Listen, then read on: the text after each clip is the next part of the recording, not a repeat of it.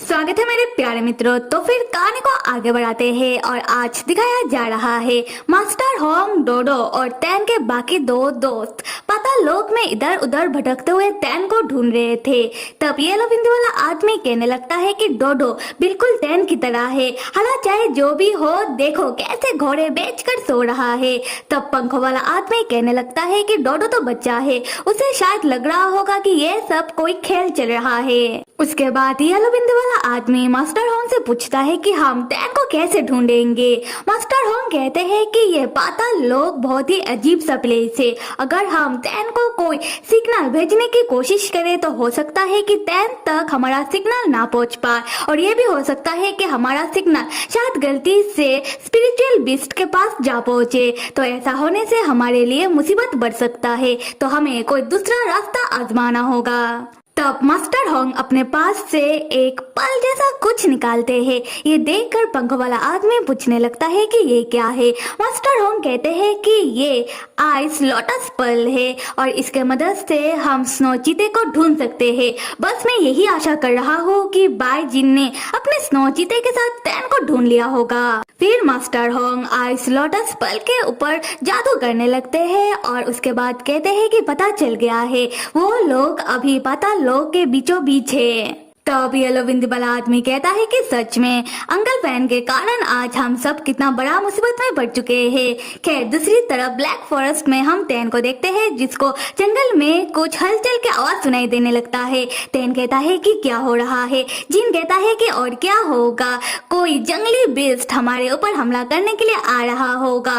तैन तब अपना डिमोन किंग इलेक्शन के बारे में फिक्र करते हुए कहने लगता है कि क्या मुंह ने मुझसे पहले लाइन की सील को ढूंढ तो नहीं लिया होगा। ये सुनकर जीन तैन का हाथ पकड़ के अपने और खींचते हुए कहता है कि छोटू से तैन तुम्हें अभी भी डिमोन किंग इलेक्शन और लाइन की सील का पड़ा हुआ है। मैंने तुमको बताया है ना कि ये सब कितना खतरनाक हो सकता है, तो तुम अभी के अभी मेरे साथ यहाँ से चलोगे। तैन तब जीन को तैन के लिए फिक्र करता हुआ देखकर शर्माने लगता है। स्नो चीता तब बड़ा स्नो चीता बन जाता है और इशारा करते हुए उन दोनों को अपने ऊपर बैठने के लिए कहता है। जीन स्नो चीता से कहने लगता है कि जब तुम छोटे स्नो चीता थे तब भी तुम बेकार थे और बड़े स्नो चीता बनने के बाद तो और भी बेकार लग रहे हो, हमें तुम्हारा कोई जरूरत नहीं है। पर तैन जाकर स्नो चीते के ऊपर बैठ जाता है और जीन से कहता है कि क्या तुम इधर ही खड़े खड़े सपने देखने वाले हो, तो आकर बैठो। फिर हम देखते हैं कि जिन को ना चाहते हुए भी स्नो चीते के ऊपर बैठना पड़ता है। स्नो चीता तब तैन और जिन को ब्लैक फॉरेस्ट से बाहर ले जा रहा था।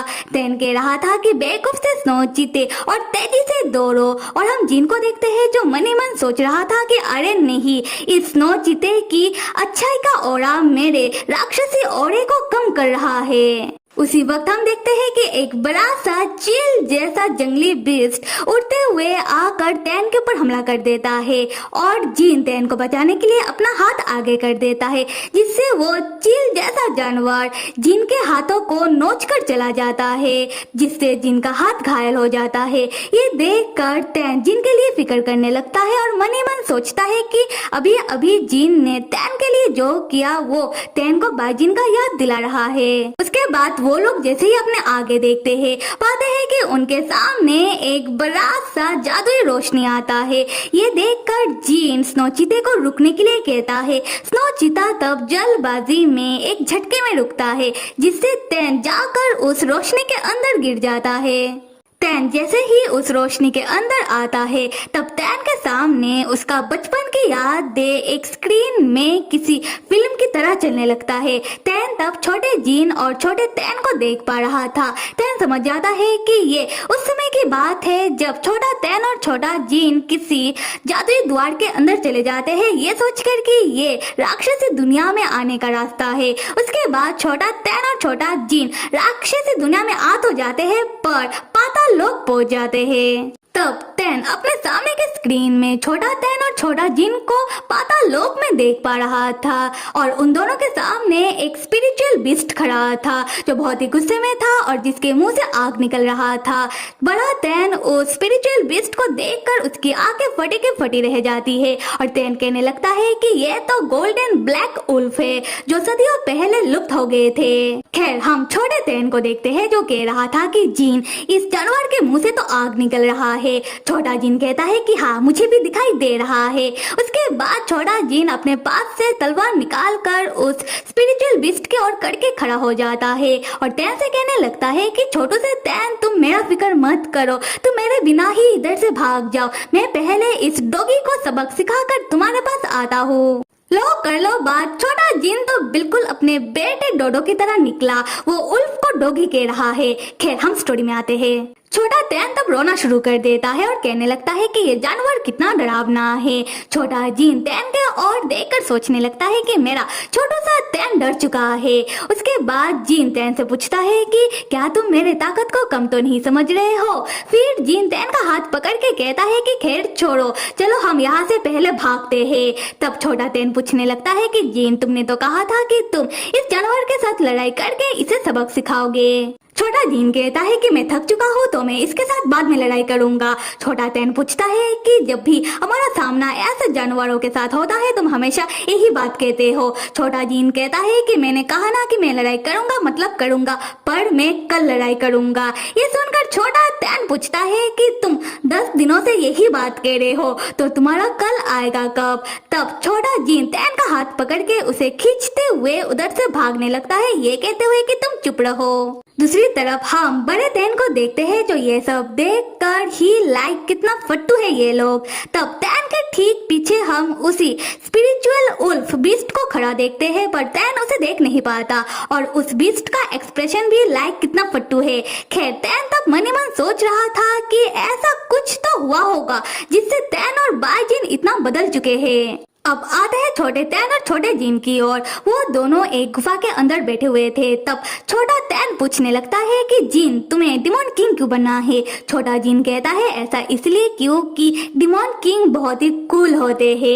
ये जानकर छोटा तैन छोटे जीन का हाथ पकड़ के कहने लगता है कि तो फिर ठीक है, मैं तुम्हारा डिमोन किंग बनने में मदद करूंगा। दूसरी तरफ हम बड़े तैन को देखते हैं जो मन ही मन सोच रहा था कि मैं हमेशा से ही डिमोन किंग बनना चाहता था क्योंकि डिमोन किंग बनना मुझे कूल लगता था और अब ये सब देखकर लग रहा है कि मेरे दिमाग में डिमोन किंग बनना कूल लगने के बातें ये सारी जिन ही डाली है। माना कि मुझे मेरे बचपन की इंसानी रूप वाली बातें याद नहीं है, पर मेरे दिमाग को कहीं ना कहीं जिन की कही हुई डिमोन किंग बनने की बातें याद रह गई। उसके बाद तैन दोबारा स्क्रीन में देखने लगता है जहाँ छोटे तैन का तबीयत बिगड़ने लगता है। ये देखकर छोटा जीन परेशान होकर पूछने लगता है कि छोटू से तैन को क्या हुआ है। छोटा तैन कहता है कि उसे भूख लगा है। छोटा जीन कहने लगता है कि तैन तुम एक इंसान हो और तुम बहुत दिनों से बिना खाए मेरे साथ इधर उधर भटक रहे हो तो तुम्हें तो भूख लगेगा ही। उसके बाद जीन अपना लाल कोट उतार कर तैन को पहना देता है और तैन से कहने लगता है कि छोटू से तैन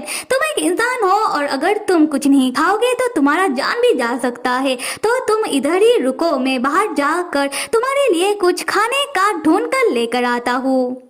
छोटा तैन तब जीन को मना करते हुए कहता है कि बाहर खतरा है। छोटा जीन तैन का फिक्र करते हुए कहता है कि छोटू से तैन तुम तो एक अच्छे बच्चे हो तो तुम्हें मेरा बात मानना चाहिए। तैन तब जीन का बात मान जाता है। उसके बाद जीन खाना ढूंढने के लिए गुफा से बाहर निकल जाता है और छोटा तैन जीन का वापस आने का इंतजार करने लगता है और बहुत समय बीत जाता है पर छोटा जीन वापस नहीं आता। ये देखकर तैन को जीन का फिक्र होने लगता है और छोटा तैन तब जीन को ढूंढने के लिए वो भी गुफा से बाहर आ जाता है।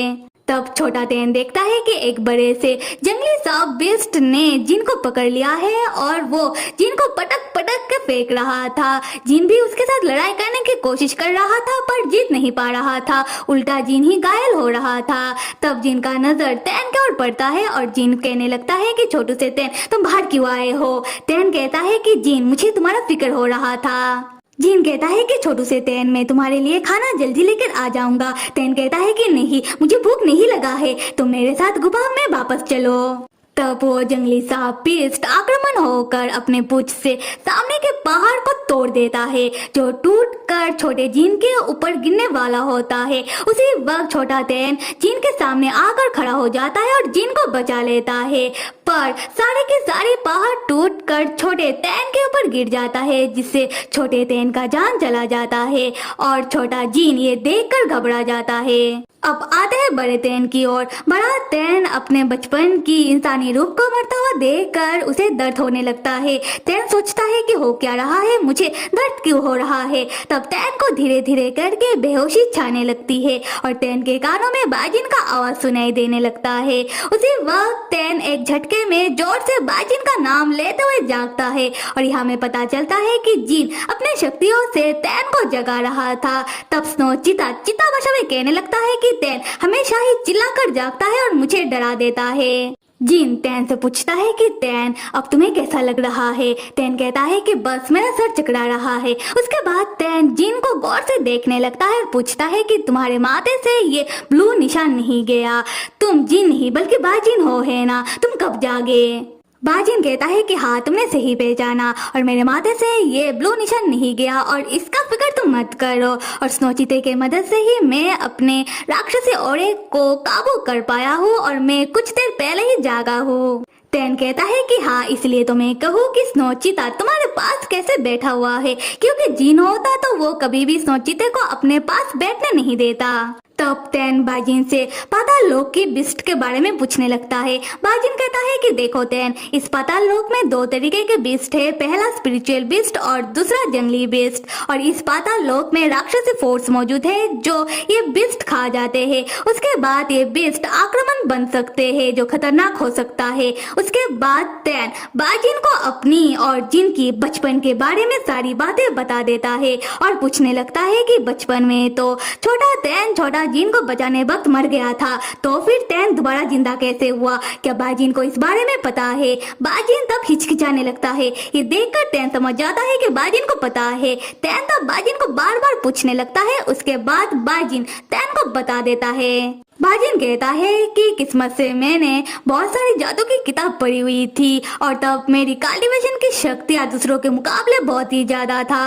और रहा तुम्हें बचाने का सवाल तैन, तो मैं बचपन में तुमसे मिलने से पहले छुप कर सिगरेट जादू की किताब पढ़ता रहता था, जहाँ मुझे पता चला था कि कैसे किसी मरे हुए इंसान को दोबारा जिंदा किया जा सकता है और उसे इमॉर्टल बनाया जा सकता है, और जिसके लिए चाहिए दूसरे इमॉर्टल की सोल और स्पिरिट रूट का टुकड़ा। और कोई इमॉर्टल अगर अपनी सोल और स्पिरिट रूट के टुकड़े को अपने अंदर से तोड़कर किसी मरे हुए इंसान के अंदर उसे जिंदा करने की मदद से अपने जादू के मदद से उसके अंदर डाल दे, तो वो इंसान जिंदा हो सकता है। ये जानने के बाद तैन परेशान होकर कहने लगता है कि तो इसका मतलब तैन के आधी सोल बाजिन का है, और इस तरीके से बाजिन ने तैन को अपना सोल और स्पिरिट रूट की हिस्से को देकर तैन का जान बचाया है, जिससे तैन एक इमॉर्टल बन गया है, वो भी अपने जादू के मदद से। बाजिन हिचकिचाते हुए कहता है कि हाँ।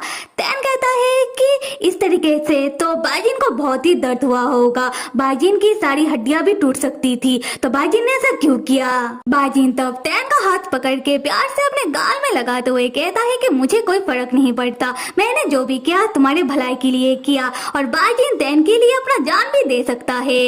ये सुनकर तैन बाजिन के गाल में जोर से पिंच मारता हुआ कहता है कि खबरदार, दोबारा तुमने अपनी जान देने की बात की तो मैं मेरी पूरी लाइफ तुम्हारे साथ और डोडो के साथ बिताना चाहता हूँ। बाजिन तब तैन को पकड़ के किस करने लगता है। उसके बाद बाजिन तैन से कहता है कि तैन तुम जितना परवाह मेरा करते हो, शायद ही उतना परवाह मेरा कभी किसी ने किया होगा। तैन तुम ही थे वो पहले जिसने मेरे लिए अपना जान दिया था। तैन तुम ही मेरे पहले दोस्त थे और अब मेरा पहला प्यार हो। तैन तुम्हें पता है, तुमसे मिलने से पहले मैं खुद को सबसे ताकतवर समझता था, इसीलिए मैं दूसरों को अपने से नीचा देखता था, और दूसरे लोग जो मुझे सम्मान करते थे ये सिर्फ इसलिए क्योंकि मैं एक अमीर परिवार से बिलोंग करता था और मेरे पिताजी न्याय के कल्टीवेटरों का मुखिया है। पर तुमसे मिलने के बाद मुझे पता चला है कि इस दुनिया में ऐसे भी लोग हैं जो पैसा और पावर के सामने नहीं झुकते हैं, जो मस्त मौला होकर अपना लाइफ जीते हैं। तुमने हमेशा ही मेरे साथ एक सच्चा दोस्त की तरह बिहेव किया है। ये सुनकर टैन शर्माने लगता है और बाजिन से कहता है कि हाँ मैं समझ गया, बस करो। उसके बाद टैन को कुछ सूझता है और टैन बाजिन को पकड़ लेता है और सीरियसली पूछता है कि बाजिन सच सच एक बात तो मुझे बताना, बचपन में असल में मुझे किसने बचाया था, जिन ने या फिर बाजिन ने? और यहाँ बाजिन का शक्ल देखकर लग रहा है कि टैन के इस सवाल से बाजिन चौंक चुका है। तो फिर मेरे प्यारे मित्रों, आप लोगों में से कुछ के दिमाग में जरूर ये बात आ रहा होगा कि हमने तो एक एपिसोड में देखा था मास्टर होंग के हिसाब से बाजिन ने अपने स्पिरिट और सोल के टुकड़े को कॉम्बाइन करके टैन में डाल दिया था, जिससे टैन प्रेग्नेंट हो गया था। और अब बताया जा रहा है कि बचपन में ही जीन या फिर बाजिन कह लो, उसने टैन को बचाने के लिए अपने सोल का टुकड़ा और स्पिरिट रूट के हिस्से को तोड़कर टैन के अंदर डाल दिया था। तो फिर असल में हुआ क्या था, मैं आप लोगों को क्लियरली बता दूं। बचपन में जब टैन जीन को बचाने के लिए अपना जान दे दिया था, ये देखकर जीन बहुत ही घबरा गया था। जीन टैन को दोबारा जिंदा करने के लिए उसने बिना कुछ सोचे समझे ही अपनी अंदर की कुछ अपनी सोल और स्पिरिट के टुकड़े को तोड़कर टैन के अंदर डाल दिया था, पर अपनी टाइम पास में सीखी हुई मंत्र और जादू के मदद से, जिससे बाजिन का जो स्पिरिट और सोल का टुकड़ा है वो टैन के अंदर अलग अलग पोजीशन में था, जिससे टैन एक राक्षस में बदल गया, एक इमोर्टल बन गया। फिर बहुत सालों बाद जब वो दोनों बड़े होते हैं, और हमने बहुत पहले के एक एपिसोड में देखा था कि जीन ने टैन को ये बात बताई थी कि एक दिन टैन अपने मास्टर को ढूंढते हुए वो बाजिन के घर चला आता है और गलती से बाजिन के कमरे के अंदर गिर जाता है। तब टैन का मुलाकात दोबारा जीन के साथ होता है, क्योंकि तब बाजिन के अंदर का जीन जागा हुआ था और जीन टैन को देखते ही पहचान जाता है कि ये तो उसका छोटू सा टैन है। पर टैन जीन को पहचान नहीं पाता, और यहाँ में समझ आता है ऐसा इसलिए क्योंकि टैन की बचपन की हादसे के कारण टैन अपने बचपन की यादों को भूल चुका है। खैर, टैन तब जाने लगता है और जीन तब टैन को रोकने के लिए अपने जादू से टैन को फ्रीज कर देता है। उसके बाद जीन टैन के साथ प्यार मोहब्बत करने लगता है, मतलब वो सब, जिससे टैन के अंदर की बाजिन का सोल का कुछ भाग और स्पिरिट रूट का हिस्सा आपस में कॉम्बाइन हो जाता है, जिससे डोडो का जन्म होता है। और यहाँ पर आता है एक और सवाल, जीन ने टैन को फ्रीज किया था पर टैन अपने होश में था, तो फिर टैन को क्यों याद नहीं था कि जीन के कारण ही टैन प्रेग्नेंट हुआ था? इसका जवाब यह है कि हमने एक एपिसोड में देखा था कि अंकल फैन बता रहे थे कि मास्टर होंग ने जीन और टैन की प्यार मोहब्बत वाली यादों को टैन के दिमाग से मिटा दिया था। और आशा करती हूँ कि अब आप लोगों को क्लियर हो गया होगा कि टैन प्रेग्नेंट हुआ कैसे, और ये बात कहानी में भी आगे बताया गया है पर अनक्लियर वे में। खैर, आप लोगों को तो पता चल गया है, और आप लोग लाइक, सब्सक्राइब और कमेंट करना बिल्कुल भी मत भूलिएगा। Till then stay with me and see you.